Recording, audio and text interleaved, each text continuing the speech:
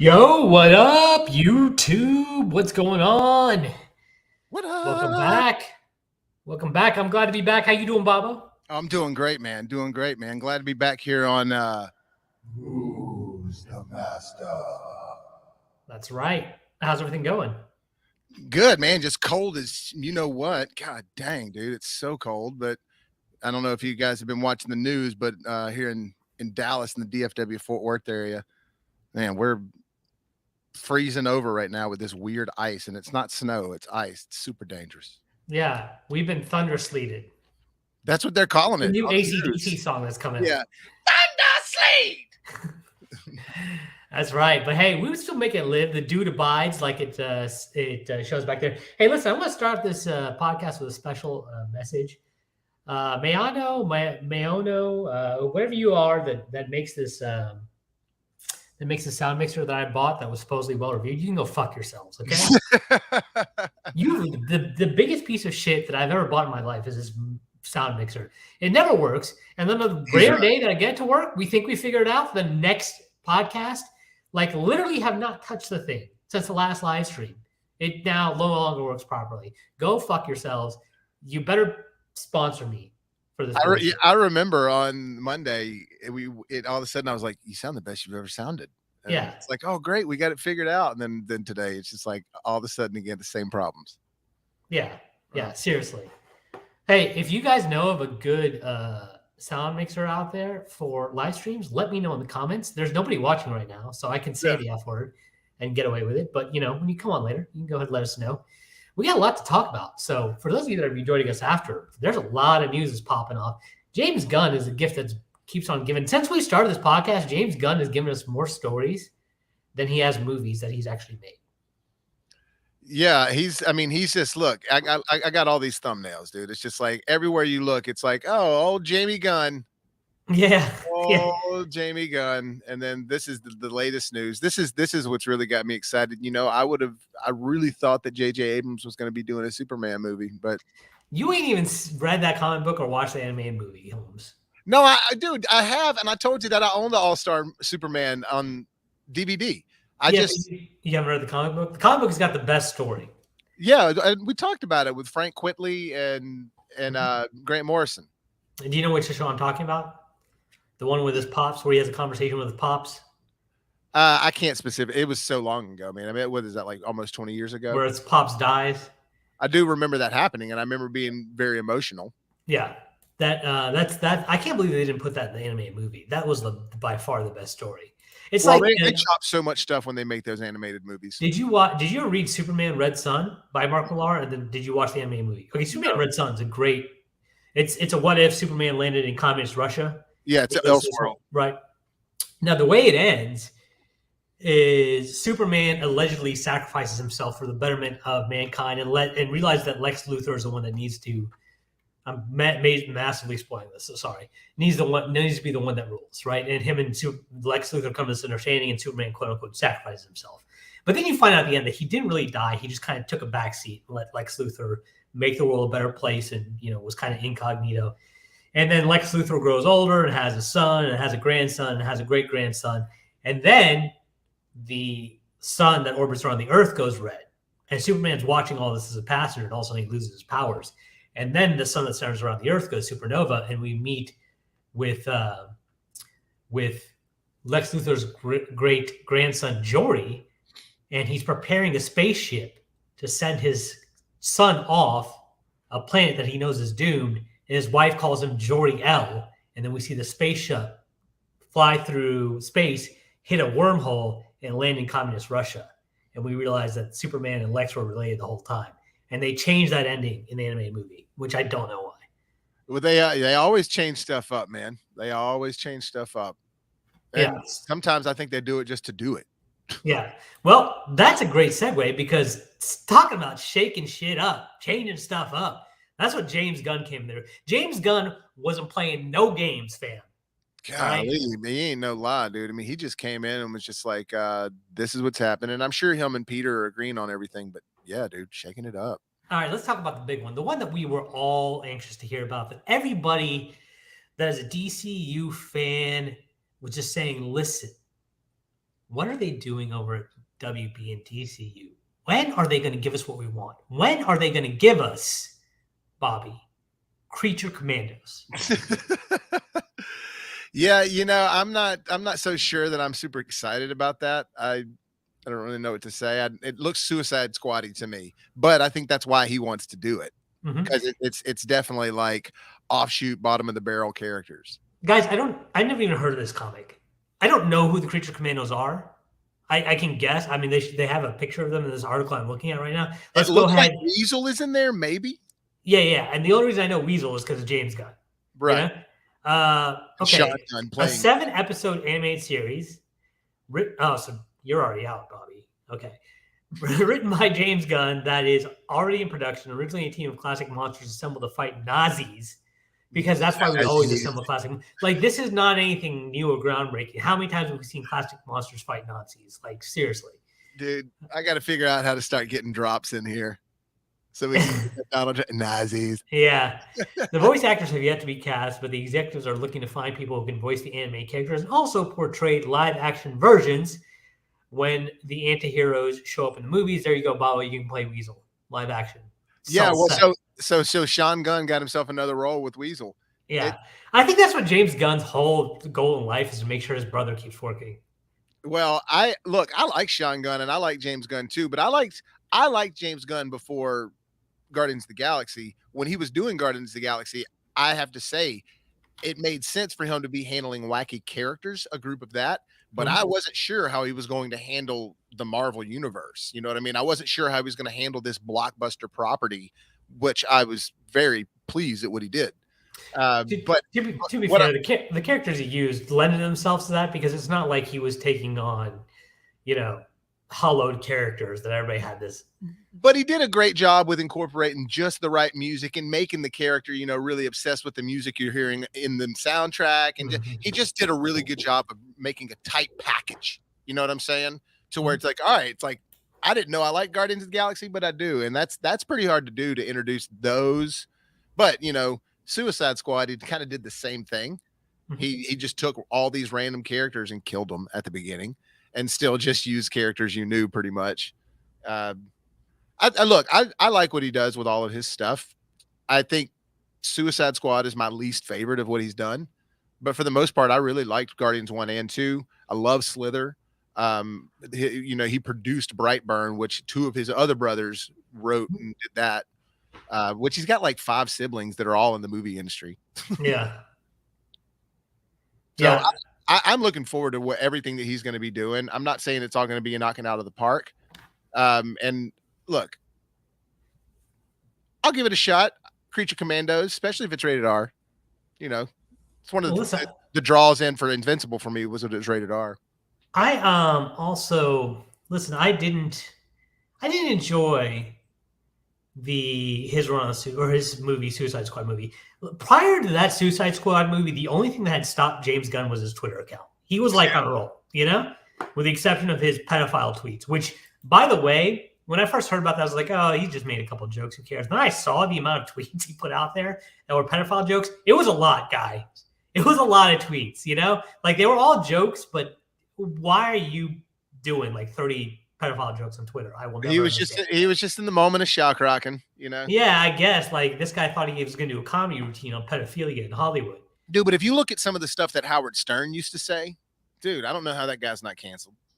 Now he's apologized and changed his life and written a whole book about it, but still, the stuff that came out of his mouth. Yeah, but children is a big no-no for a lot of people. And granted, once again, he's making jokes about how Hollywood is full of pedophiles. But listen, there was a lot of them. And I'm not saying that he should have been canceled. I'm just saying, like, I'm not surprised that people used that to come after him, because he gave them too much ammunition. You can't be that reckless, James.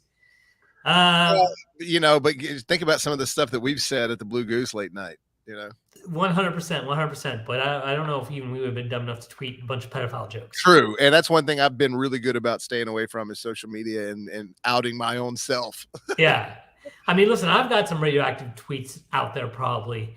I used to do a lot of stuff like with a lot of people when we had Twitter, we're proud of our own voices. And so I picked fights with celebrities and did all that dumb shit that people do this day. And then I grew up and realized that, it's just a cry for attention. I wish the rest of Twitter would do that. But let's digress to the next, because I know you guys are saying, ha ha ha, Creature Commandos. Nobody cares about Creature Commandos. We'll move on to the good stuff. Shogun Singh. All right, I got you. I'm not playing around anymore. Okay. This is actually what Bobby really want to talk about. This is what all of you really wanted to hear about on the slate. And of course, I am talking about the new HBO Max series, Waller. Hey, I think that there's something there because of Viola Davis. I think that she's good. Viola Davis is great. She's a fantastic actress. I'm glad she's got. Is this her first major vehicle? Woman King. Oh, that's right. Which everybody's like griping that it got snubbed at the awards. So, man, I wish my old co-hosts were on here because they had two different opinions. Of course, they're both black men. One of them really liked it, but the other one is self-professed militant. And that kingdom that they portray in Woman King apparently sold a lot of Africans to slavery, and they're very controversial, and a lot of black people do not like that kingdom, right? That's kind of been portrayed in that movie. Now, I do hear from some people who watch the movie like, hey, they definitely address that stuff. I haven't seen the movie myself either. I haven't seen it. But I wonder if that controversy lent itself to it being kind of snubbed. Maybe. You know? I mean, controversy can make things be put on the back burner. Just look at Brendan Fraser. Yeah. Once again, it's not a story I know a lot about. It's not something I saw. I know there's also a lot of people who don't like it just because women are in the lead, which is hilarious. Which is ridiculous. Yeah.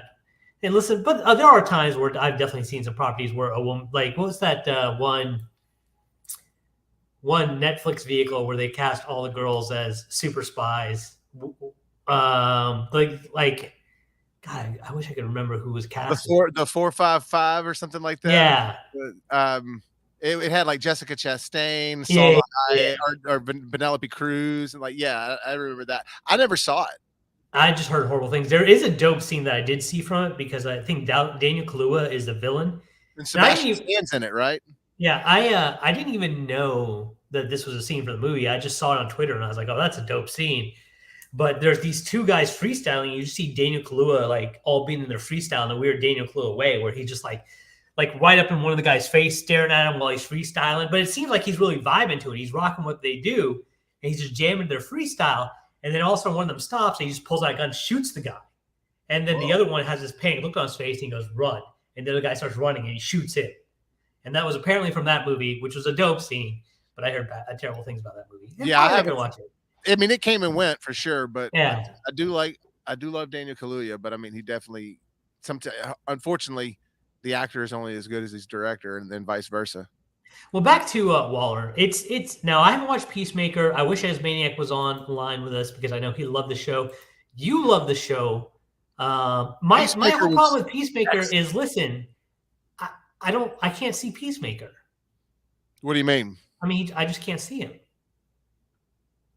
You don't. What do you mean you don't see him? I don't understand what you're pointing at. Yeah, you don't get the John Cena. Oh, the John Cena thing, because I wasn't a part of that joke. I wasn't a part of that joke. Yeah, sorry. Yeah, most of you on the internet get what I'm saying. Can't see him. I can't see Peacemaker. I don't every time I watch the preview, you just can't see him. Well, but no, seriously, you did like it, and it's being written by Crystal Henry, who wrote Watchmen. Now, is that the movie or the series? Because depending on the answer, I have two very different feelings towards how much I care. I think it was I think it's the series. Okay, and then it's also from the creator of Doom Patrol, which I love season 1. But it was so weird, I just couldn't get into myself up to watch seasons 2 and 3. I think there's 3 seasons, right? I didn't watch any of it. I haven't watched any of Titans. Dude, the villain from Doom Patrol is great because he is really, truly an overpowered villain to the point where this guy's basically like God. You're like, how are they going to beat this guy? Huh? I heard good things about the show, but I heard bad things about Titans. But apparently, it has an audience. I've heard good things about Titans, but it just seems like a high quality CW show, and I'm so out of CW. Well, and these are shows that transferred over from the DC online thing that when WB adopted that. Yeah. And was like, let's put it on HBO Max. And then because they owned it all already, but they're like, let's put it on HBO Max. And I think they started throwing more money at it, but still in the same thing that they had set up. You know what I mean? They'd already established it. Then it's just like they started throwing more money at it to make it more high quality, but it still is, like you said, kind of WB-ish.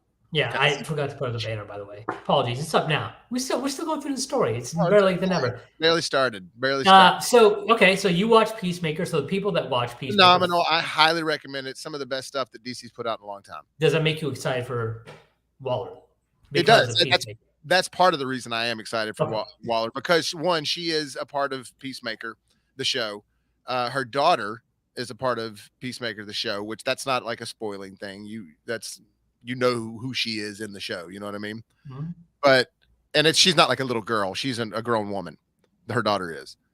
So the way that that's all unfolded itself, I personally wish that if he's going to focus on these second-rate characters, that are all just like people you've kind of never heard of until you've seen them on screen, then show more of this real life side to them, like John Cena and everything. Because since they're second rate, they're not necessarily having the access to everything like Superman and Batman and Green Lantern and all of them, because those guys are either galactic or millionaires. Amanda Waller, though, is a character that can be a gateway. She can be the thorough point to tie all these properties together, because Amanda Waller, as we've seen her portrayed in comics and cartoons, has various dealings with all the superheroes. Sometimes the antagonist, sometimes as somebody that helps them out. Here's my thinking, though. I'm thinking that in the movies, she's going to be the Amanda Waller you see more of in the Suicide Squad's format.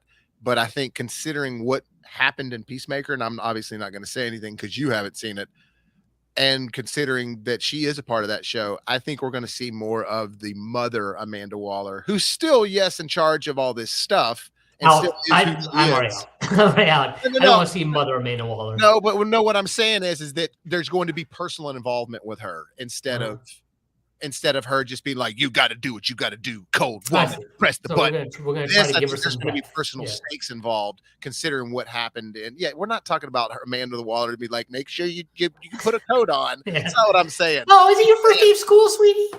Let Mom take a picture and post it on my Facebook. It's like, it's like if you're watching an X-Men team thing or something, and all of a sudden you realize that the dude's got Wolverine's girlfriend hostage. It's like, it now all of a sudden becomes personal for Logan, not for Wolverine. Same situation. You know what I'm saying? Okay, got you. Well, we'll see. I'm going to go ahead. I need to go ahead and watch Peacemaker. That's on my list. In fact, I'll get that done this weekend. If Bobby promises to get some of the stuff on his list. You're right. I cannot deny that. Look. I'm starting Death Note. Tonight. All right, then I'll start Peacemaker. I give you my word. I'm starting Death Note tonight. Okay. Now, speaking of starting things, this is actually a horrible segue. This has nothing to do with me moving on. I'm just trying to move on. I failed. Sometimes we fail in life. It's okay. The important thing, Bruce, is that we get back up. The Authority is another property that you haven't heard about, but I'm super excited about. I think a lot of people that know the DCEU. Now, I'm aware of it. I just never was into it. You know what I'm saying? And not that for no good reason. It's just one of the titles that I just never. No, I understand why you weren't into it. It's because the main characters were gay, isn't it? No, it has nothing to do with it. I even heard good things about it. It's just, you know how it is. Like, you can't read everything. No. It's fantastic. Like I said, for those of you who don't know, the Authority is basically an off DCU imprint. I believe it was Vertigo. It might not have been, though. I feel like I saw a Vertigo tagline on there, but it could be like Watchmen, where it would started off like Vertigo and then it shifted over into regular DC. It's set in a different universe with a very different version of the Justice League. It's not your traditional Batman, Superman. They're all analogs, but they make some very different choices that you can't do in the regular DCU. Like, for example, Superman and Batman, the characters, their names are Apollo and the Midnighter. Yeah, and to be clear, this isn't a Justice League. It's just another team.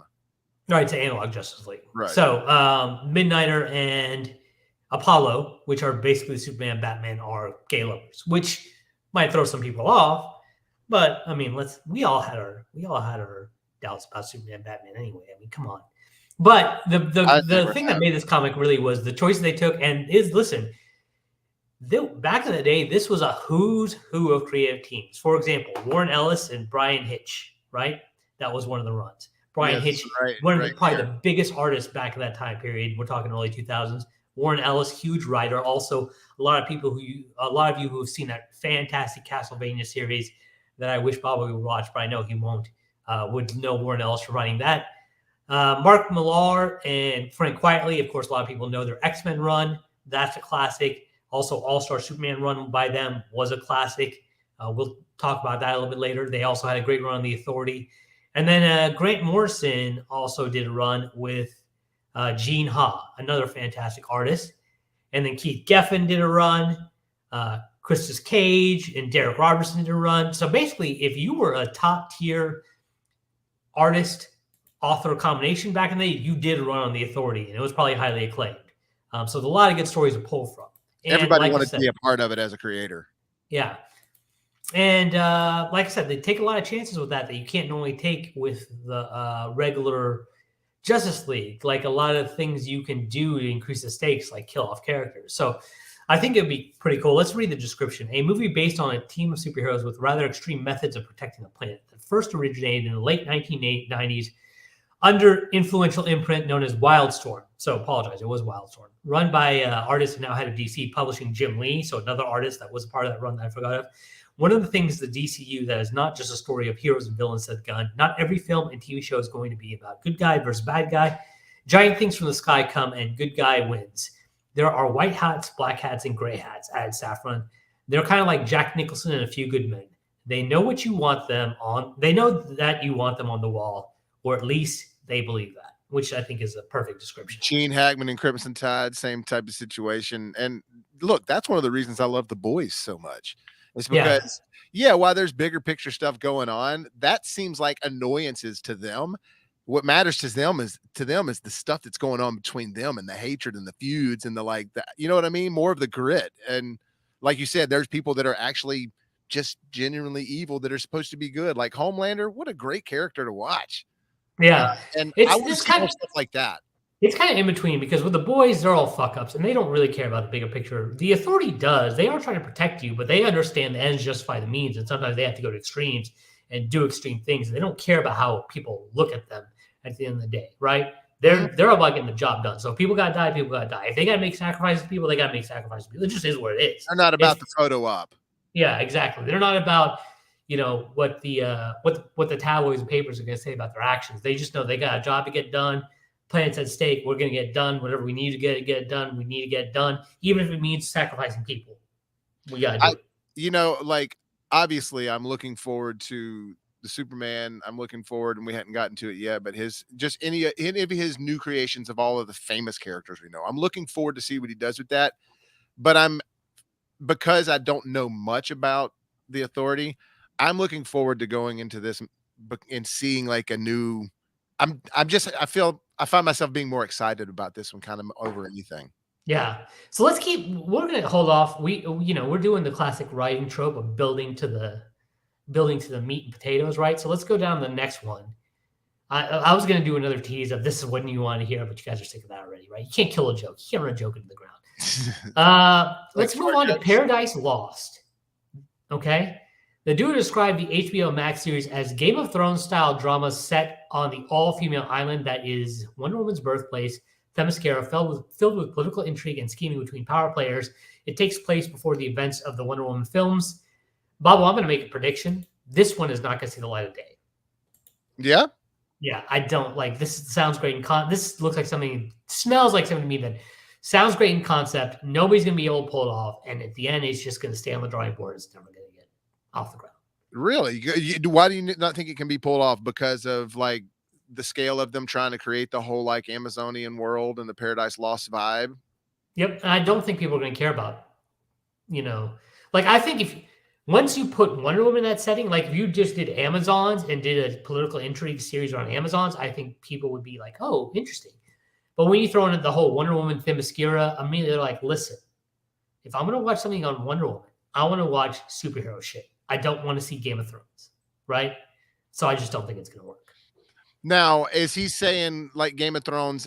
I thought he was saying kind of like imagine it like Game of Thrones in the sense that it's going to take place in that time period. No, but the duo describes this as HBO series as a Game of Thrones style drama. That's what I'm saying. Like, right. So like in that meaning filled with political intrigue and scheming between power players. Gotcha. I gotcha.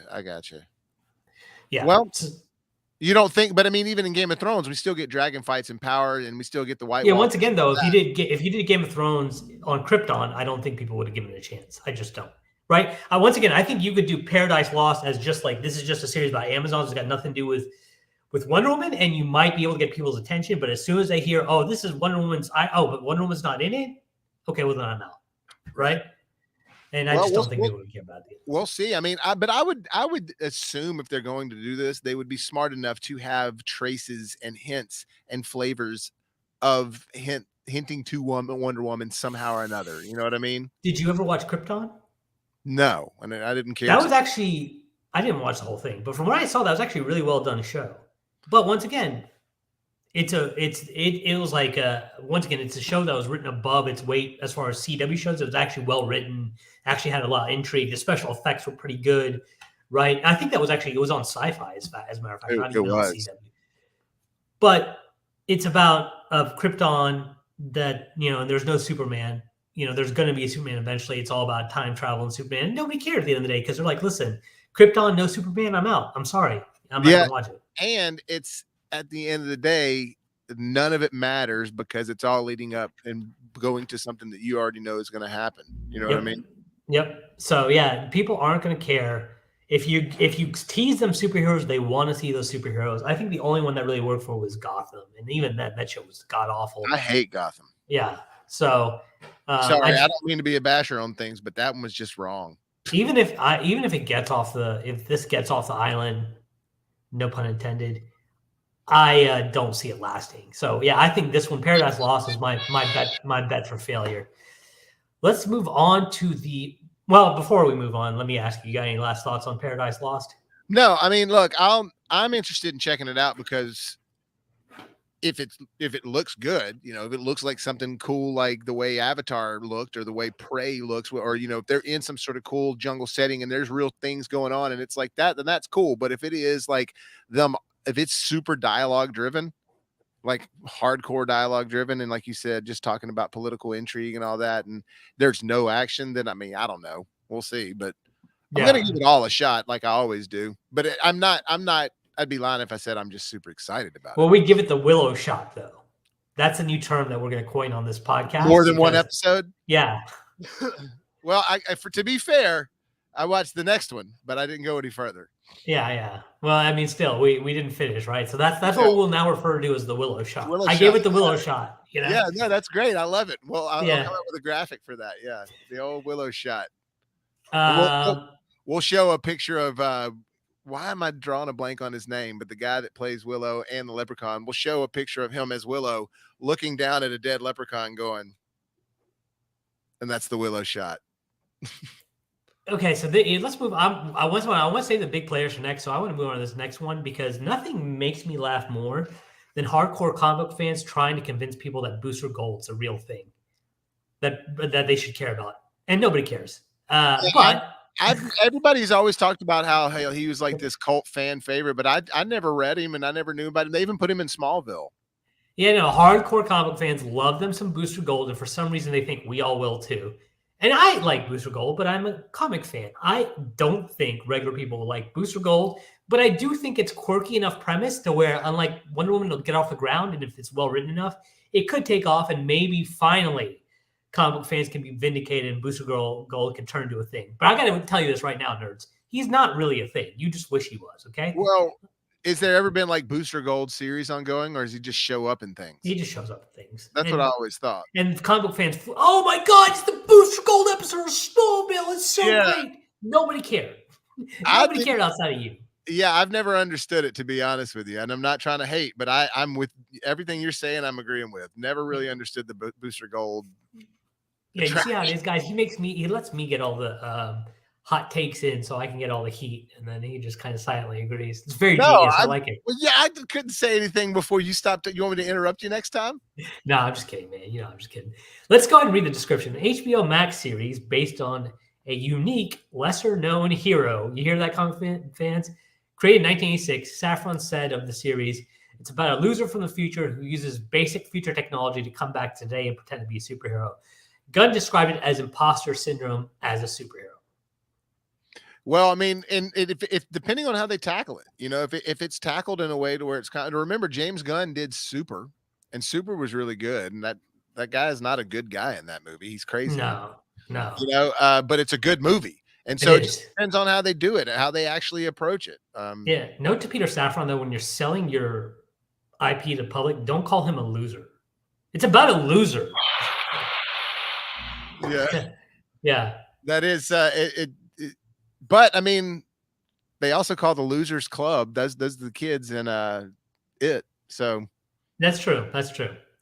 Yeah, listen, I hope. I would love to listen. I love these to succeed. If you like comic book films, you need all of them to succeed because when one of them fails, it drags down the it whole does. genre. Which was what was so great about the Marvel universe for the MCU for so long.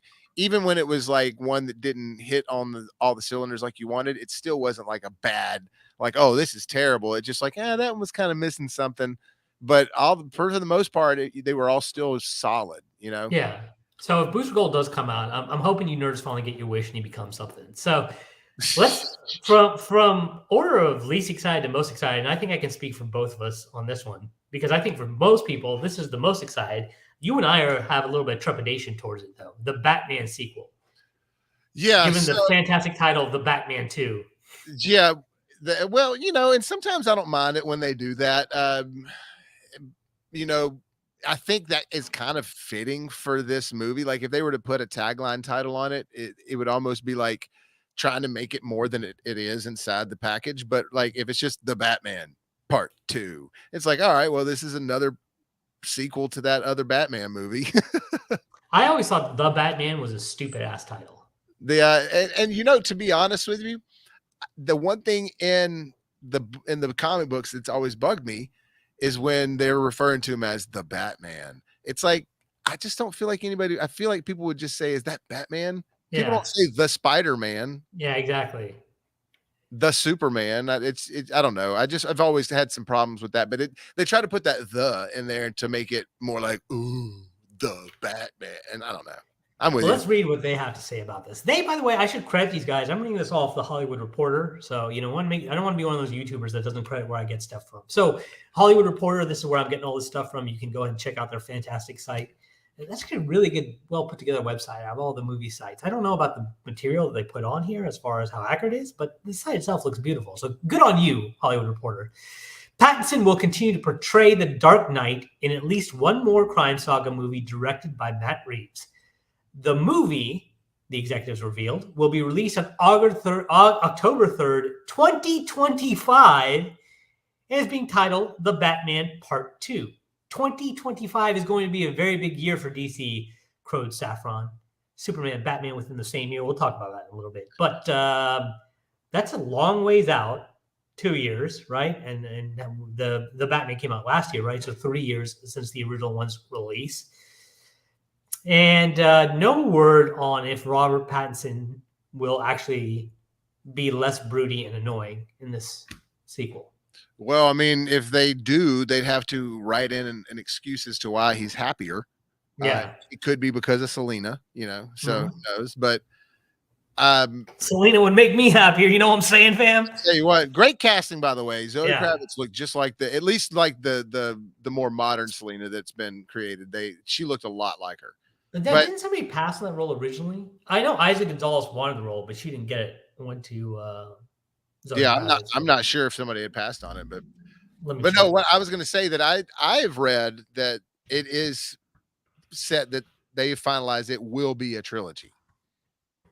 I haven't heard just one more. I've heard that it will be its own wrapped up trilogy, but maybe not. Maybe they're just doing another one basing on how well it does. Yeah. Okay. Sorry, I was reading this. Okay, so you've heard it's gonna be a trilogy. Okay, Yeah, that's interesting. I've definitely read multiple sources saying that it confirmed that it will be an actual 3-movie set, but I know that they have the date set for the next one for sure. But it could be wrong as far as it being a trilogy thing. Who knows? And they've said Warner Brothers is notorious for announcing things and going back on their word. So But that's what I'm saying. Yeah, listen, it's always going to be a trilogy until the second one bombs, and then it's not going to be a trilogy, right? So I'll believe that when I see it. I hope the second one's good. Like I said, there were some good things. It's like that scene from Entourage when Homeboy buys Medellin for $1, and he's like, "There's some greatness in this movie." That's how I felt about the Batman, right? Like, there's some good stuff in there, but it could have used more editing and better action choreography. That's another story. shorter. Yeah, listen, we're gonna do a breakdown of this. Let's save some of that talk. But Yes. right now I'm very tepid about my excitement level for the Batman. I wish Derpy was here so he could fight with us about this. We love you, Derp. But Yeah, I don't think he likes us anymore. I gotta check it on the Discord. He might be commenting on there. But look, I liked him in the suit, and I'll be curious just to see what changes are made. So, because there has been clear backlash about the movie, and not that people are being like, this is just awful, but there's some problems with it. Because of those problems being there and being a lot, like 50% of the viewers feel that way, they'll do something about it. It's just how much of it will they do and how well of it, and if they write it in well. So if it's the same rinse and repeat tone and another 3-hour movie again, like without significant things going on, then I'm going to be it's going to put even worse. Yeah, listen, don't make it 3 hours again, Matt. Okay, just chill, fam. All right, it's not an origin. You don't have to have it be 3 hours. Okay? Yeah, and again, if it is going to be 3 hours, make a lot of things happen to where we're like, oh, okay, there's events happening, but this was a lot of like solving things and putting pieces together and scoping around a building and snooping around and more detective work. And it's like, all right. You know who Matt Reeves is? You ever go to that friend's house with the boring parents that don't have no Nintendo, they don't have Sega, they try to make you play like Clue? But with only the Batman, no. Yeah.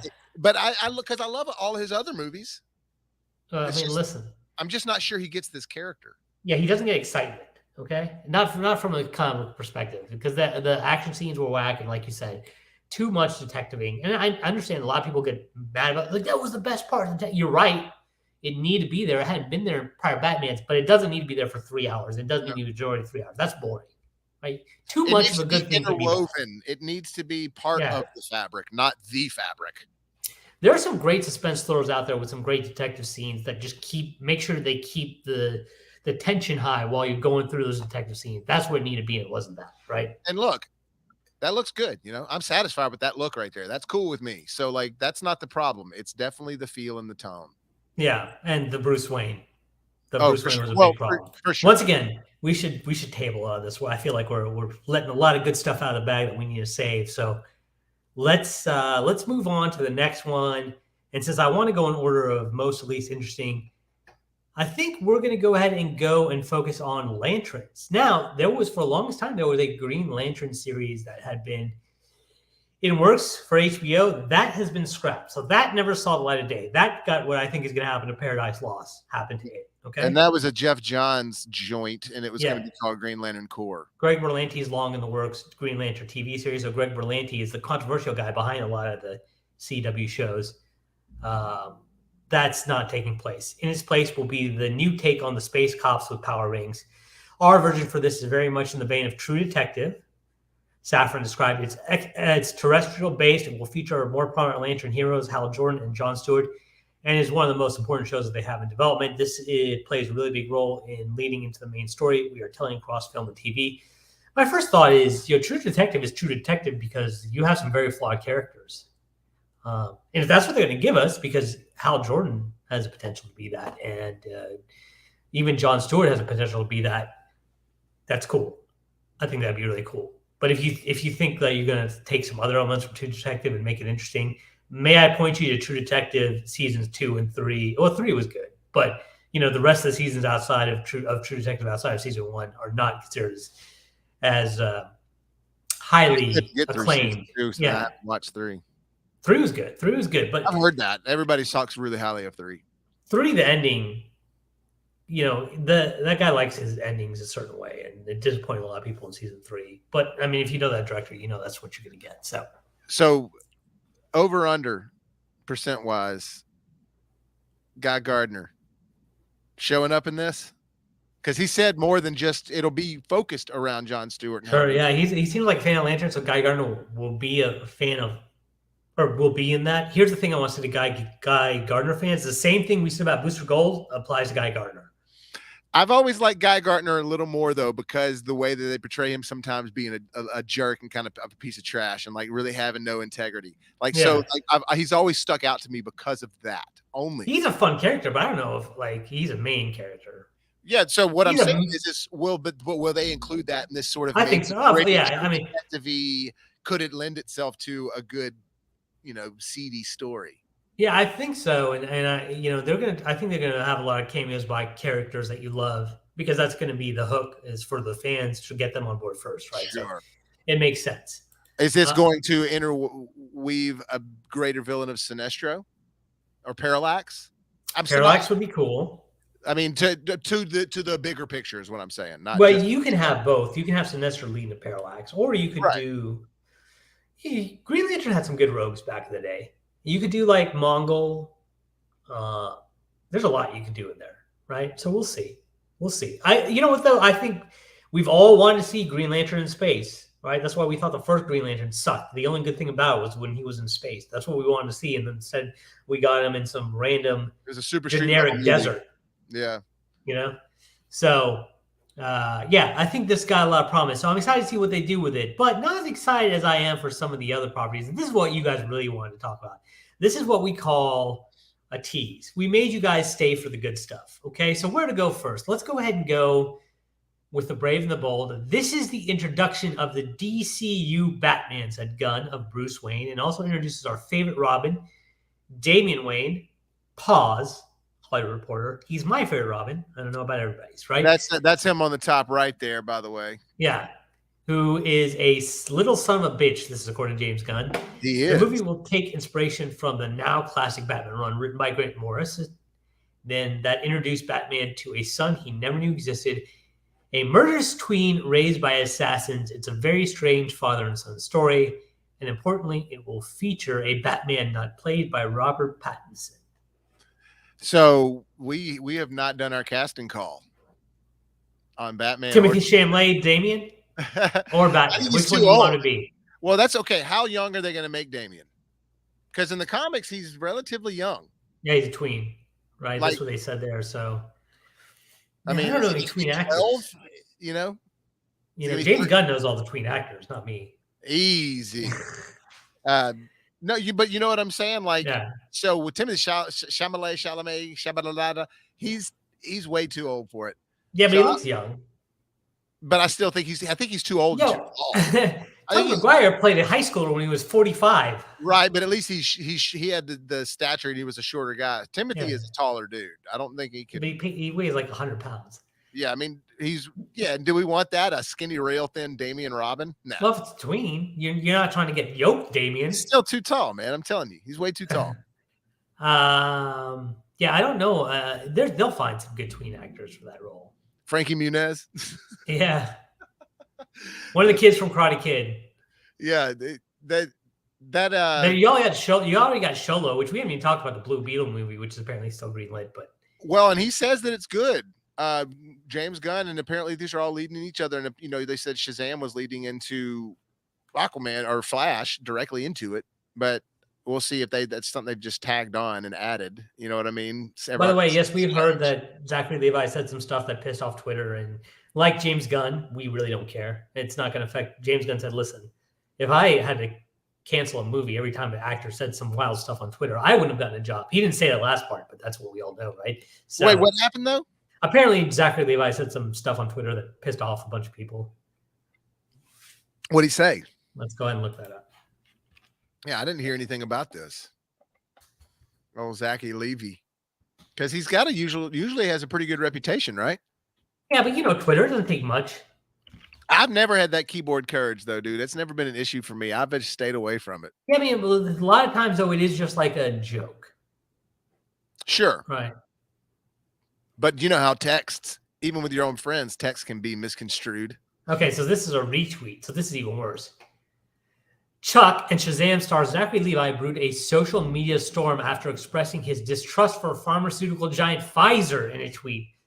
Who is mad because he doesn't trust a pharmaceutical company? Do you guys know what pharmaceutical companies do? Have you not heard about the opioid pandemic? Have you not read this story on opioids? I don't know that. Maybe there's a reason I haven't heard of this story because nobody actually is upset. Yeah, well, apparently it's news, right? It's all over the news, and James Gunn had to address it. You know? Well, that's a good way of addressing it. Just basically, he's basically James Gunn is saying, yeah, shut up.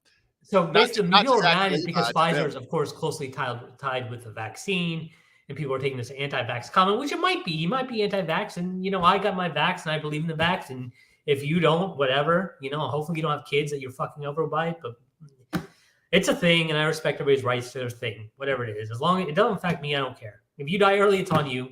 And if I die early because I got the vaccine, I believed in it, it's a whack vaccine, all of the Tuskegee experiments on me. Either way, we're getting off on vaccine topics. Right. We don't need no, you're right.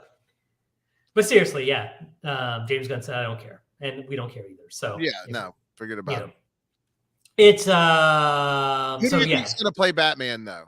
I mean, I'm hoping that I don't want this to be a star. What about Nicholas Hoult? He was originally in the running for the Batman, and I think he would have been a better choice. But I don't know. I mean, I think that he looks cool, but to be honest, I never would have looked at Robert Pattinson or Nicholas Hoult and been like, you know what? What about Sir Kristen the Cuck? James Franco is his name? The actor that plays Sir Kristen Cole in House of Dragons?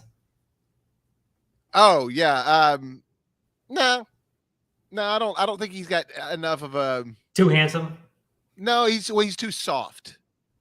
You know what I mean? Is he? Yeah, like I need more of a young John Hamm. You know what I mean? Yeah, you can just do deep fake John Hamm. That leads into a story we'll talk about later. Yeah, you got to have a badass jawline, and that's Jay Leno. Huh? Jay Leno. That dude. I'm Batman. That'd be hilarious. What about the guy that's in the Chad memes? That guy's got the jawline. Right. I don't know if that guy's an actor, but. Or how about we just get the guy from at the beginning of Lost Boys with saxophone and no shirt? Yeah. Well, you know what? We might fan cast Batman later. We're running a little long, so we'll kind of say we're excited for this one potentially because I love that Grant Morrison run. Now, of course, that was not Bruce Wayne Batman, but of course, since we're going to do the father-son thing, we have to do Bruce Wayne Batman. But yeah, I think there's a lot of potential. I love Damian the character when he's done right. He's a great character with a lot of potential. So I think this could be exciting, and hopefully it works out. Which means they'll have to cast Talia, and they'll have to cast, they'll have to do all the whole shabam, League of Assassins, all of it. Yeah, Ra's al Ghul, which they've already been cast in some points in movies, and all the versions of Ra's al Ghul, even the Green Arrow version was a good version, I think. So it'll be interesting to see who they cast. We gotta bookmark this and see how many of these even come. Like we'll come back to this. Story in 2 years and see how many even happen. Let's talk about the last one that's on this list, and we'll move on to the rest of the stories we've got for today. Superman Legacy. Now, I could have sworn... Sorry, go ahead. Okay, the movie featuring the Man of Steel that Gunn is writing and may direct, although no commitments on that end have been made.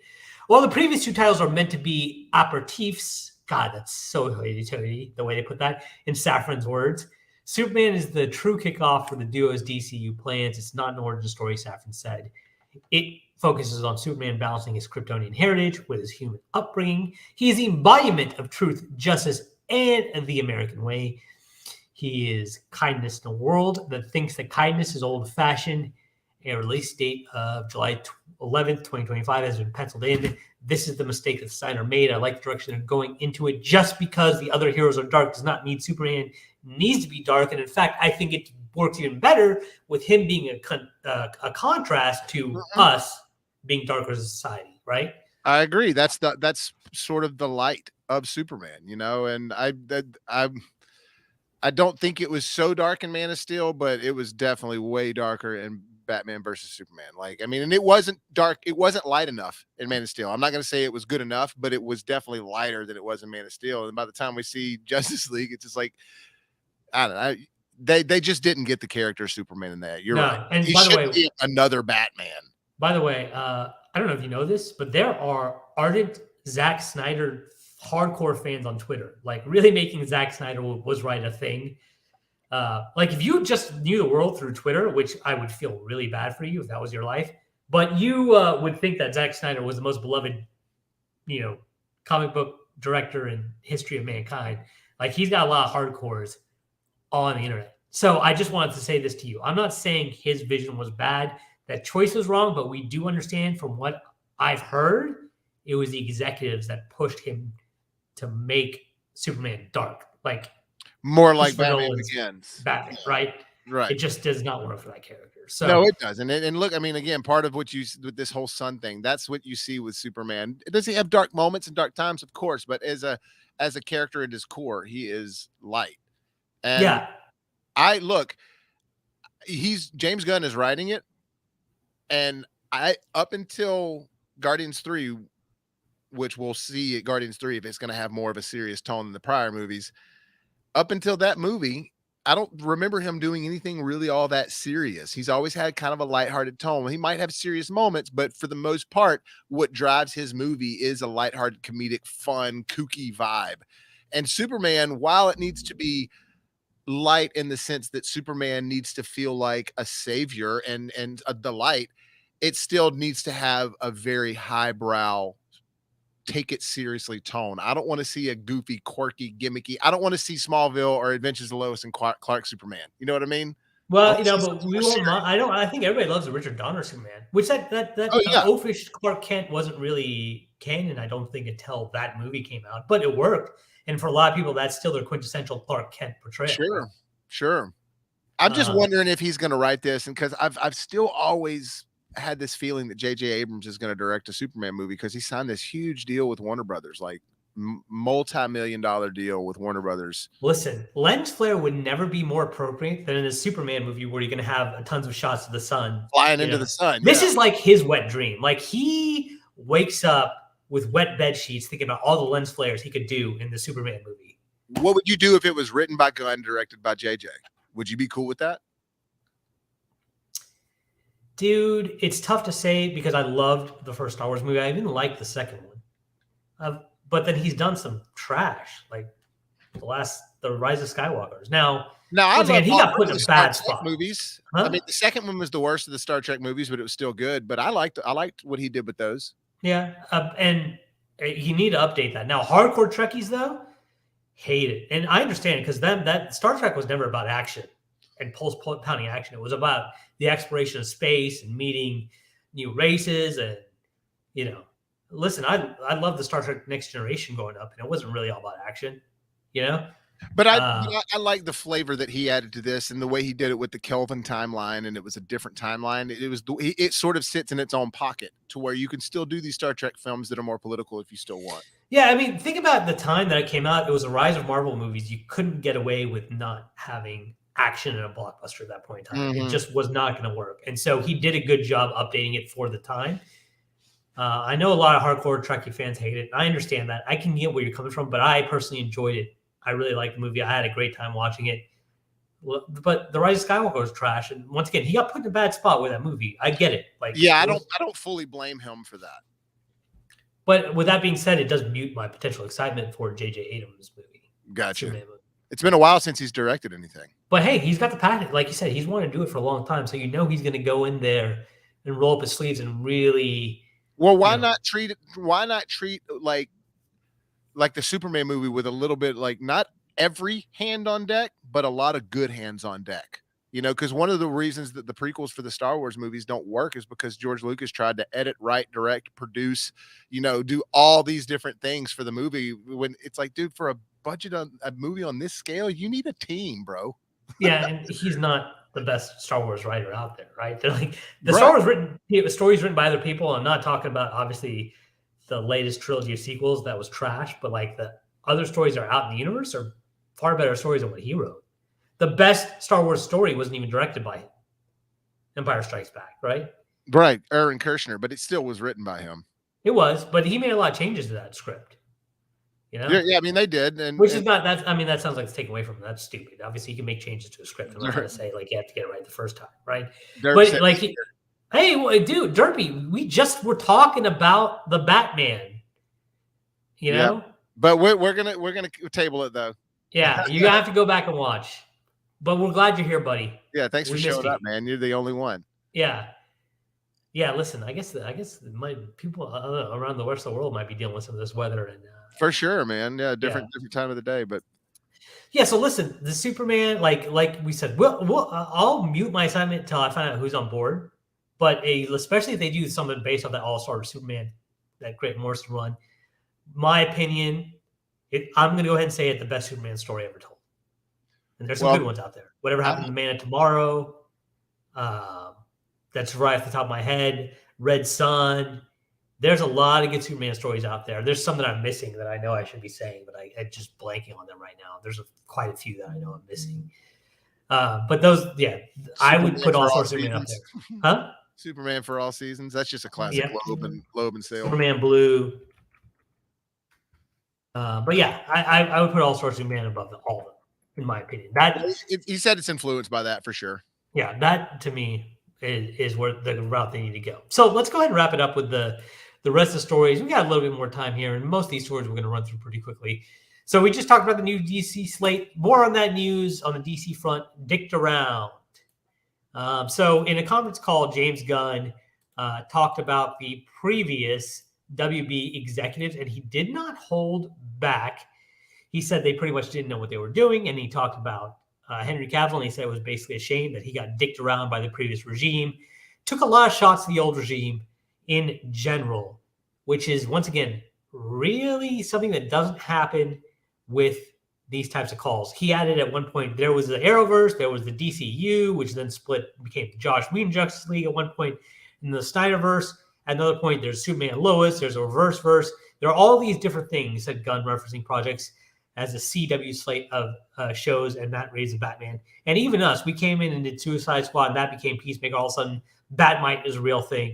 And he just talked about how cluttered and how much of a mess it was. And basically, I think the whole point of this is we're not going to do hundreds of millions of dollars into a film where a screenplay is only 2/3 of the way done, and we have to finish it while we're making the movie. I see it happen again and again, and it's a mess. I think it's the primary reason for the deterioration of the quality of the films today versus 20 or 30 years ago. So he really went off. What were some things you took away from this whole diatribe? Of just him talking trash? Yeah. Oh, I mean, I think he's right. And I think it's a way for him to let the fans know that he's aware of what they're thinking and he's on the same page. So if he takes a shot at the old school way things were done, then it gives more confidence to all of us that are being like, okay, he's really going to take it in a direction, not just say that he's going to do it, because now he's calling people out. Okay, that's what the rest of the shows are going to say. But here's where I want to go with this, and because we have a unique perspective, because we have a creative and a potential guy who wants to be in the industry. Bobby, I'm going to put you in James Gunn's seat, a director who also needs connections in order to make it in the industry. Yeah, now you're in the head of the studio, but you might not always be the head of that studio. Are you going to go out and say those same things that James Gunn just said on a conference call with a bunch of reporters? Oh, I think there's a difference between an aspiring director and a CEO of a company. At this point, you're trying to reorganize and get things back in order. And all he's saying, I think, is what a lot of people are thinking. And we're not talking necessarily about writers and the creative. This is about people who clearly were not doing the job that the fans wanted. You know what I mean? Like the DC has always been talked about being behind the whole slate with comic book films and not being able to really get it right, and it never having any sort of continuity or consistency. So we all feel like every DC project, we're on the fence on, okay, is this a part of it or what is this? You know what I mean? And I think that he's just making it clear that, hey, look, it's okay. You guys, y'all did run this company into the ground. Yeah. It's not talking about people's artistic creative approaches. This is talking about them actually making the wrong choices. I agree. I think that it's bold for him to come out and say that, but you're right. Everything he says is the truth, that we all know it. James is God. Yes, Derpy, I agree. Well, I don't know if I agree with that, but he's definitely making some waves, and if he pulls us off, I'll agree with that. Also, I did want to highlight this comment you had about I definitely had All-Star vibes too, but the tone with the Max Fleischer cartoon. Good callback in that cartoon. Not a lot of people remember that cartoon, so I want to give you props to that. Yeah, old school, man, like super old school. We'll see. I thought his comments on Henry Cavill getting dicked around were pretty telling. I don't know. Maybe he's just trying to make good with the Henry Cavill fans. I will say we've heard whispers now. This is what we call grain of salt, the grain of salt content on this channel. These are whispers we heard, nothing verified, nothing from a source that I would 100% completely trust and report as fact. But there were always whispers around Henry Cavill being difficult to work with on the Witcher set, and that maybe the people on the Witcher are glad to see him be gone. So maybe he got dicked around, maybe he didn't. Who knows? Maybe we'll find out down the road. But I'd never heard that until you had mentioned it. Let's move on to the next story. Swamp Thing, You Make My Heart Sing. Swamp Thing has, we've seen a couple iterations of Swamp Thing. We saw some bad B movies back in the day starring Heather Locklear, who was a piece back in the day, yo. I think that movie was done by Wes Craven. Yeah, I think so too. At least the first one. I think they did a couple. Or he did was she in that, or was she in Toxic Avenger? Am I mistaken the two? I can't remember, but she was in one of them. I think it was Swamp Thing. I don't think it was Toxic Avenger. I think it was Swamp Thing makes more sense. Fantastic show that came out recently that got canceled after one season. But, yo, that show was dope, and the special effects of the Swamp Thing were fantastic. Bobby definitely needs to at least check out an episode, dude. No, I want to. And that was one of those things that I think it's on HBO Max now, but it floated over from the DC Online streaming service that failed that, again, HBO Max just adopted.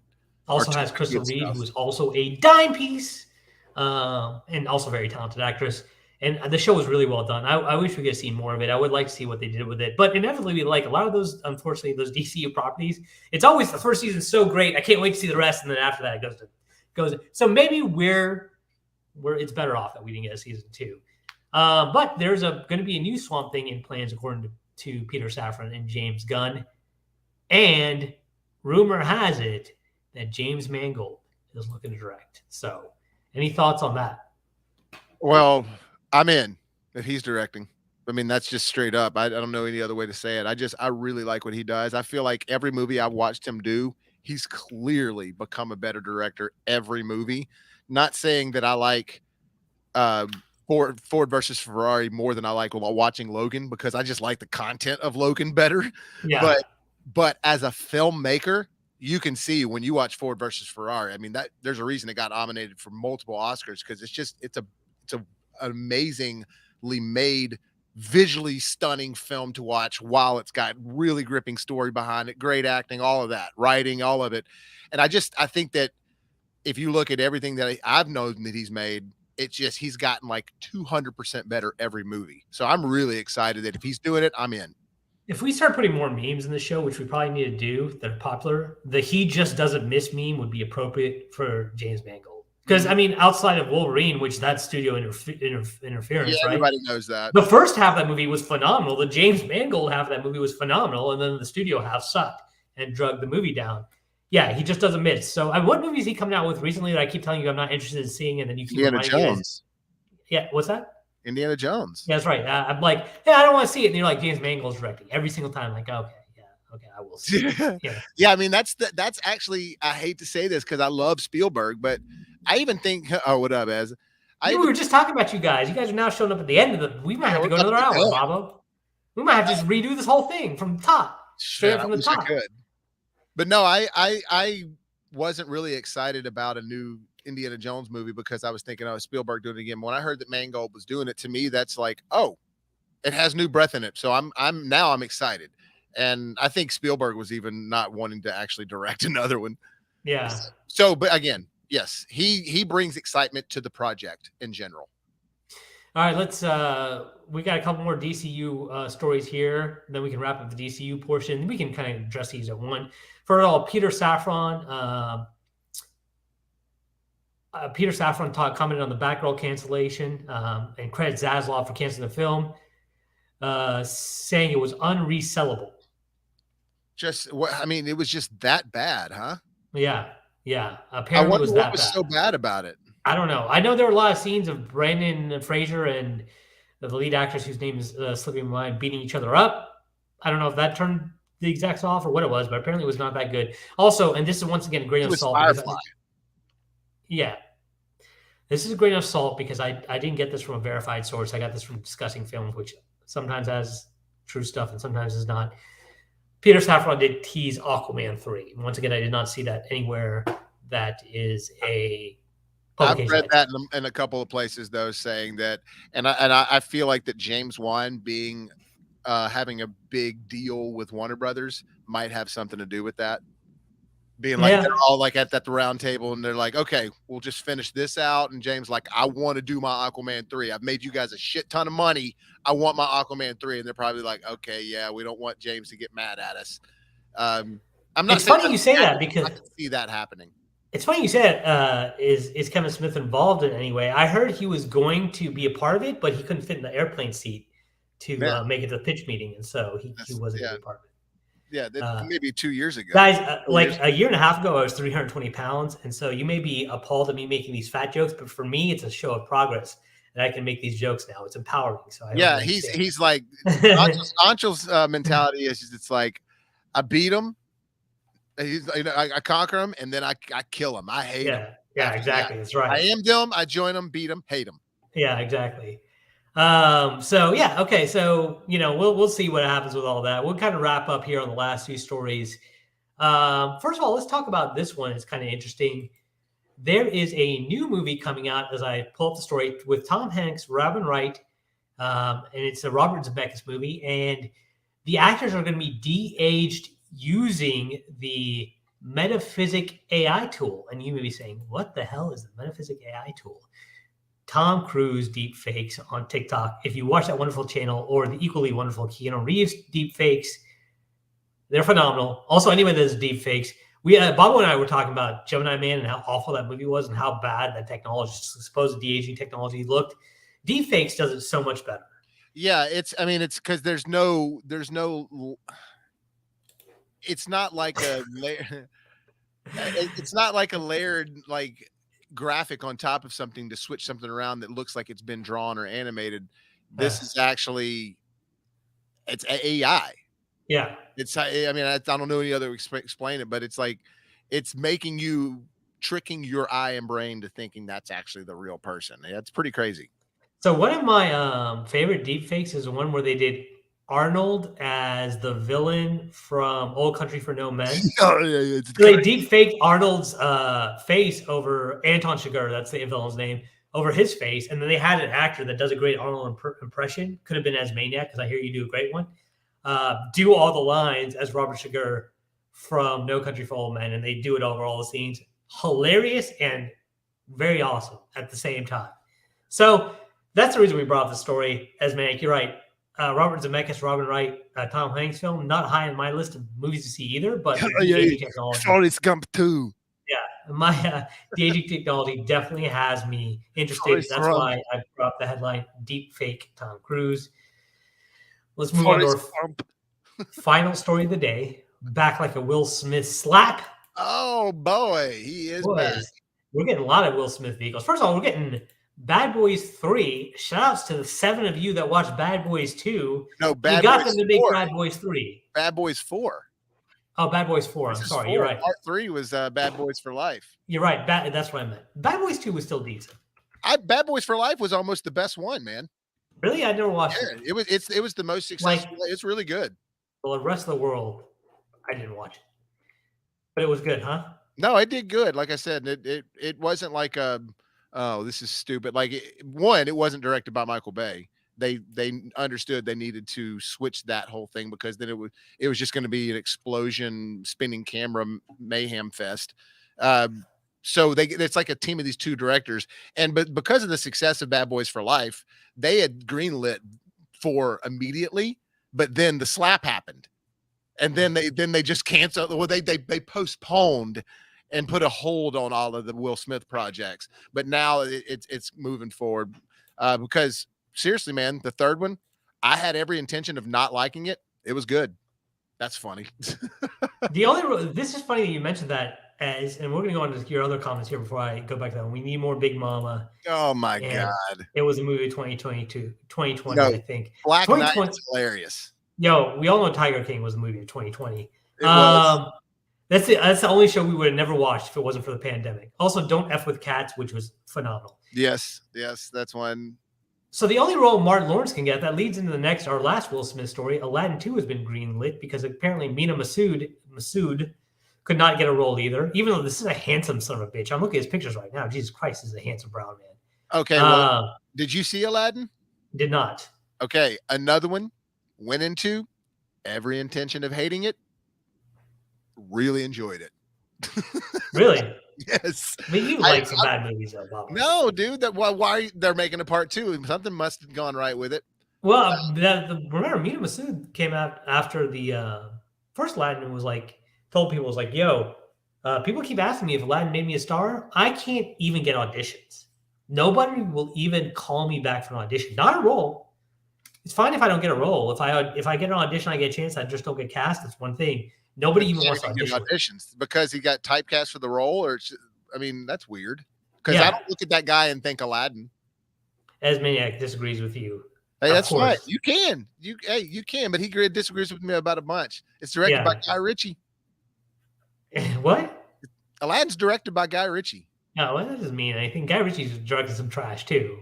Not much. The King Arthur movie? I don't think he did that. Yeah, he did. I'm not sure about that. Maybe he did, but I don't think Guy Ritchie did King Arthur. Let's take a look here. I'm looking at his IMDb right now. King Arthur was the one that was just called the new one. I thought you were talking about the Jerry Bruckheimer one with like Keira Knightley and all that. No, there's no, definitely a new one. The new one. No, that one was not bad. Oh my God, come on, man. I didn't think it was too bad. Now I'm not seeing it as IMDb though. I was pretty sure he did that one. But maybe I'm wrong. He did it. No, he definitely did that one. Okay, The Man from U.N.C.L.E., which was not good. Both Sherlock Holmes movies were good. They were good, but I wouldn't say they blew me away. Look, Lock, Stock, Two Smoking Barrels. Great. Snatch, my favorite movie of his. Gentleman, Revolver. Yeah, here it is. King Arthur, Legend of the Sword. Trash.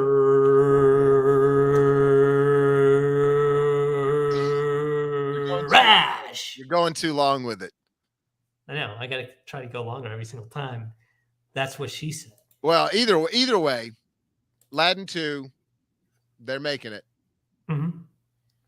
I'm not saying I'm rushing out to see it. I didn't rush out to see Aladdin either. It's one of those ones that I just was like, I got kind of curious to see how bad this is going to be, and I ended up enjoying it. So you heard it here first. Bobo guarantees Aladdin 2 will be Oscar worthy. Hey, you definitely heard it here. I'm saying it's going to sweep the awards board. Okay? Oh, the one he did with Madonna. Good call. Yeah, that's also trash. What was that one called? It's called Guy Ritchie Tries to Get in Madonna's Pants and Does a Movie. It wasn't that the one with Harrison Ford? Rock and Rolla? No, that was Anne Heche. Rock and Roll is awesome. Oh yeah, that one is a good one. Anyways, Guy Ritchie's not a bad director. Maybe he has some ones that are better than others for sure. No, he's a good director, but he's also a director that very much a Guy Ritchie film when you watch it. It's not always a good thing, right? Because sometimes there might be some truth to that. Yeah, sometimes little tips and tricks he plays, little Guy Ritchie-isms, it doesn't lend itself to every script and every movie. Something that's fast paced, that's dealing with con artists and the dregs of society. It's perfect, right? It's that fast paced, frenetic action. It's perfect for that type of for rock and roll, and for Snatch, and for those kind of. Yeah, you're right. But have you seen The Gentleman? I have not, but I heard great things. I can't believe that one's really good. That one's really good, and that's the thing. You can tell when he's in his comfortable lane for sure. Mm-hmm. Sometimes it works. This is one of your countrymen, Asmaniac. Speaking of countrymen, I forgot about this story. We're going to talk about this as well. The new M. Night Shyamalan movie has dropped, which I've got tickets for tomorrow night. And the reviews are in. Not good, buddy. Yeah, bad, huh? Yeah, critics are trashing it. I think the Rotten score isn't that bad as of right now, but most of the top critics have called it trash. Yeah, you know what? But how about this? Critics call things good, and they're not. So, that's true. Faults and all. Yeah. But let's be honest. Laughing at his comment. M. Night Shyamalan Ding Dong has had more hits. What's this dude's true name? I'm going to call him by his proper countryman name. Look, here's my thing about M. Night, and I've said this before in a lot of videos. I think that he's a risk taker in film, which I appreciate, and he makes a good experience in a good movie. He doesn't put trash as far as looking bad. Like, he puts effort into his films. The problem with his movies is that two things. He's pigeonholed himself into having to have a twist, and then it's always about the twist either fully ruining it or making it cool. And for me, like, that's the whole thing, because the whole way through every one of his movies, I'm enjoying, and it's all up until, does the twist make or break it? Yeah, here's the thing, Manoj, because that's your real name. Okay? Manoj Knight? Manoj Niliatu. Oh. So he just goes by Knight for short. Yeah. There's no, I don't know where he got M. Night Shyamalan from. Knight is what people call him. Yeah, well, it's not his real name at all.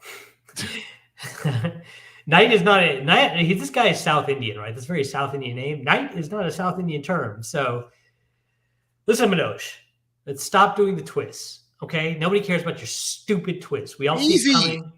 All right, you haven't done a good one since Sixth Sense, and that movie was trash except for the twist. No, bullshit. That movie was so boring. I was so bored that entire time. You're the only one that thinks this. Oh my God.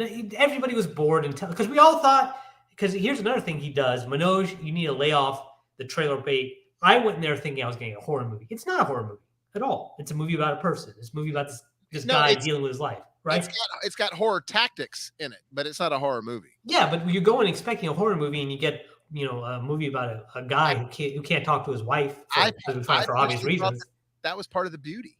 Doesn't that tell you something about how marriage is? That a guy is dead and his wife won't answer him because he's dead, but he's so used to that bitch just not answering him all the time that he doesn't even realize he's dead. No, it's not his wife. It's the mother of the son. It's not his wife. Whatever. He doesn't talk to his wife after he dies anymore. Yeah. Well, doesn't he try to talk to her and she keeps walking away? Well, yes, he does, but it's very little there. Yeah, for sure. Yeah, that's why though, because that's how they treat you. Like, you can even be dead and you don't even realize you're dead because you're like, this bitch she just not be talking to me all the time. I don't know what I did wrong. It turns out I died. Who wouldn't know? We're now okay, so he says Unbreakable was awesome. He was. Unbreakable was awesome. I didn't like Glass. Signs, I hated the ending. Again, are you trying to say Signs is better than Spider-Verse as Maniac? I don't think. Stop lying yourself. I do not like. Look, for me, as soon as I saw that the water like actually burned their skin, I was just like, I think I was in the theater and I was just like that guy you hear in the background, like, stop it. Yeah. Like, once again, the Reddit thread where some random guy makes up the story about how it's probably demons instead of aliens. Maybe it's based on the movie, maybe it's not. That ending works a lot better because obviously the wife was a preacher. The way he works it in actually makes you think that this might have been what M. Night was going for. But still, the water thing. But still, the water thing ruins it. It's like, dude. Well, but at that point, it's holy water because remember the wife is real religious and she's consecrated the water. That's the whole thing. Yeah, but I guess so. With the demon thing, it can kind of work. Right. I guess so. Yeah, it's yeah. He's just like, listen, I want to support the guy. He's my people. The Visit. Excellent. The Visit is one where the twist is amazing. Split also. Every second of that. Is it amazing though? What kind of whack-ass parents just drops their kid off doesn't even say hi to the grandparents? It's the perfect scenario. Just I love the movie. And again, it came out over 10 years ago now. It's not a movie that's been out now. Billy, that's not your grandparents. Really, Mom? You could have walked me in the front door and we could have this problem solved. Dude, I got set on a plane one time from my mom going to a place and meeting up with people that she had never seen before in Washington, D.C. so I could meet up and go to it's a long story, but I'm just saying things can happen like that. I was young. The girl with the videotape and her mom poisoning was gold in The Sixth Sense. I don't even remember. I was so bored in that movie. So boring. Yeah, I guess he's not jaded at all, folks. Yeah, again, you're one of. But listen, I loved his next movie, Unbreakable. Yeah, I love Unbreakable, and Unbreakable is good. Now that we have real superhero movies, I don't know if it would stand the test of time, but at the time, it was like as close as we were going to get. It was awesome, and the whole thing was we didn't know it was a superhero movie till afterwards, right? Right. Well, it starts off with the whole thing like about how many comic collectors exist in the world, and like there's like statistic on the board that you see in the very beginning, and then it starts the movie. So right away, I was like, "What? Yeah. I mean, going in, we weren't expecting it to be. No, I had no idea. I thought it was going to be a Die Hard type movie, because it was Sam Jackson and Bruce Willis again. And what's the first one when we see the Beast? Oh, you're talking about in Split? Yeah, Split was good. Split was great. Split was great. Again, Glass, enjoying it until the end. The end was trash. Just yeah, trash. Not even just multiple things about the end of that. Like when they showed the society like meeting in a restaurant. It's like, are you serious?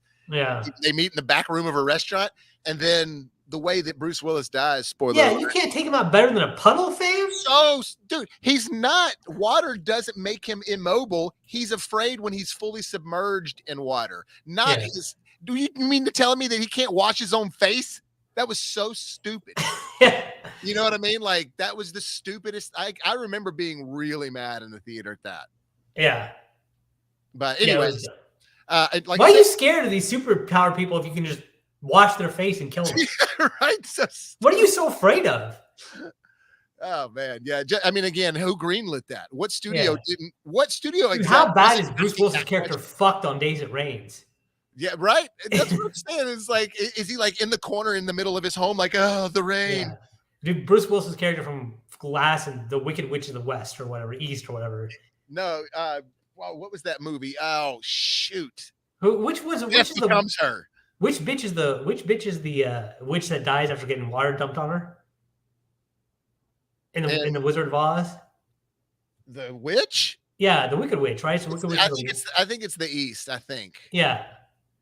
I thought you were referring to a movie that he was in that involved like again my head. No, but that's he's the Wicked Witch of the West. That's who he is, or East, or whoever it was. Well, poor Bruce, man. Apparently he's in. I don't know if you've heard any of his updated status. Like not even just like we knew he got the aphasia, but like where he is like as of this point. Yeah, like, I haven't heard. I don't want to. I just wish I got the best, and it's part of some happy times. And he was a great actor. I remember him from Moonlighting. Oh yeah, for sure, dude. He was my hero, the coolest average Joe ever on screen. Yeah, no, just apparently it's to the like he's not recognizing people and stuff. That sucks, man. Yeah. Listen, who would have thought that guy would have become an action star, a bona fide action star? Yeah, man, but he did. I remember my favorite thing of Moonlighting I ever saw, him and Sybil Shepherd are walking into the back of the salon, and she said, "What's up?" He needs to do some silent comedies. It's very dark.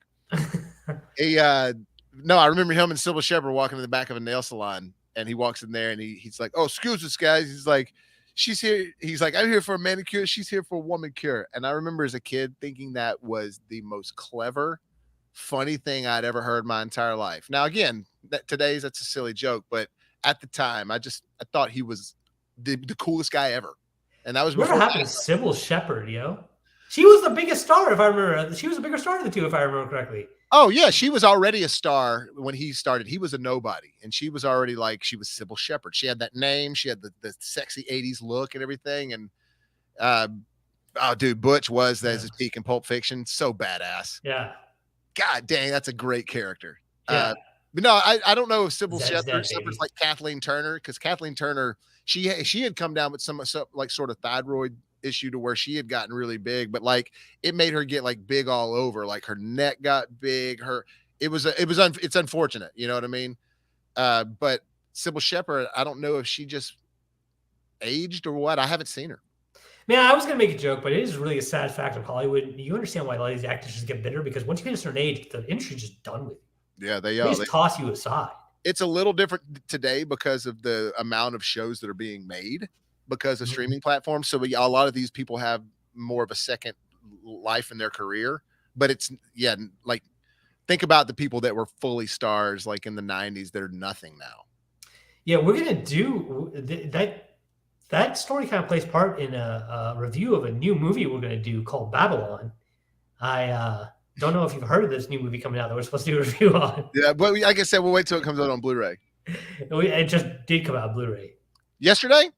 It's either digital download or Blu-ray. It's probably on digital. I don't know if it's on Blu-ray yet, but no, I'll check it out on Blu-ray. I mean, it's actually not that great a movie. I just found some interesting factoids that I want to talk about on a live stream because I don't think it's worthy of being a review. It could have been a good movie, but they decided to throw in way too much toilet humor, which I never thought I would say as a guy who loved toilet humor back in the day. Speaking of toilet humor, we've gone over. My toilet is calling me. Yeah, yeah. Hey, thanks for joining us late, guys. But better late than never. For sure. That's it. Listen, we appreciate you guys joining us, whether it's late or early or on time. Real talk, we really appreciate it. We really appreciate the comments. It helps give us a lot. The reason we go over is because you guys are so active and interactive with us, and we really appreciate it. And hopefully you can tell some of your friends about us. Tell them to come, hit that subscribe button, hit that bell notification to be notified when we drop more videos. Hit that like button to give us a like. Go follow us at Shogun of Cinema on the Twitter and the Instagram. Join us at patreon.com/BrassReel and become a Patreon so we can start doing some Patreon episodes soon. And of course, you can see us at facebook.com/BrassReel, tiktok.com @BrassReel. And just remember, when life gives you lemons, Baba, what do? Make some hot, fresh popcorn. Later, Gator. Peace.